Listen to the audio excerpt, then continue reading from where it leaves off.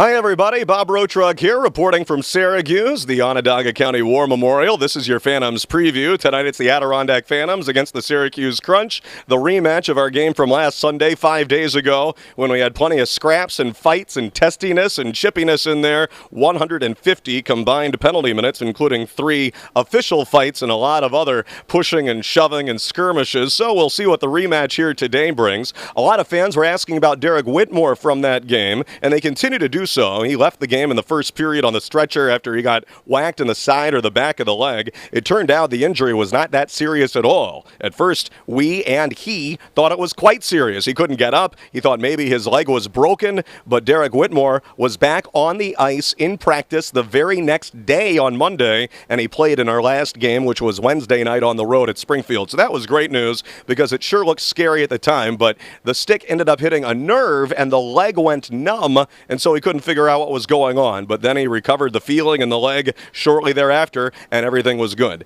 As you can tell here in Syracuse, this is a very old hockey barn, and they've had some AHL hockey with various teams and incarnations here over the decades. The very first AHL champions were actually right here, the Syracuse Stars of 1936, the first year of the AHL, and they have not won a Calder Cup championship since, although they went to the finals last year. Syracuse not going to the playoffs this season, though. They've had a lot of injuries, call-ups to their parent club, Tampa Bay. It has not been a very good year for Syracuse, although they are playing better right now. Rob Zettler, the head coach of the Syracuse Crunch, and he played for Terry Murray for the Philadelphia Flyers for 2 seasons 20 years ago. So those two guys go way back. You can tell it's a very old building here, and this is one of the arenas that was used in the iconic hockey film Slapshot from 1977.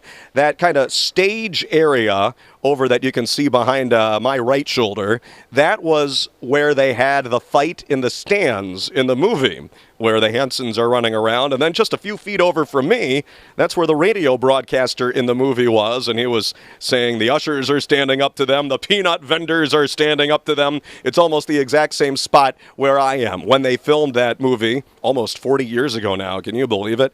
Phantoms roster news coming into this game. Kevin Goomis out of the University of New Hampshire, he makes his professional debut tonight. He'll be centering probably the 4th line for Adirondack is how it's shaping up. That's what it looks like anyway. Goomis was the leading scorer for the New Hampshire Wildcats for the last 2 seasons, and they fell just short of qualifying for the NCAA tournament. And the Long Island native, Kevin Goomis, I know he's awfully excited to get his chance. 5 feet 10 inches tall, he's a speedy playmaker guy. He's not a big guy to throw his body around. We'll see how feisty he is as far as his physicality, but he's just trying to get his feet wet here at the pro game in his first ever professional hockey game tonight against Syracuse. Robert Haig, 19-year-old defenseman, a prospect from Sweden, a round 2 selection of the Flyers last year. His season with Sweden is over. He came over, Monday morning he was in Sweden, and he flew to New York, driven down to Philadelphia Monday night, went to the Flyers game that night and was very tired. Got to Glens Falls Tuesday night, his first skate in Glens Falls Wednesday morning.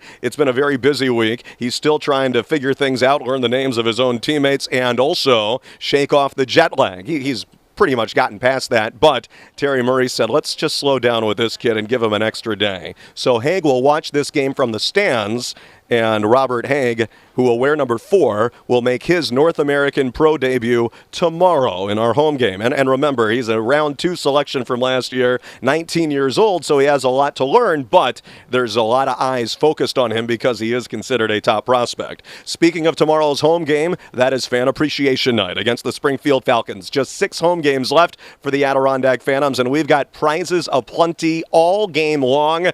If you've been to previous Fan Appreciation Nights, you know that we're not kidding when we say hundreds of prizes.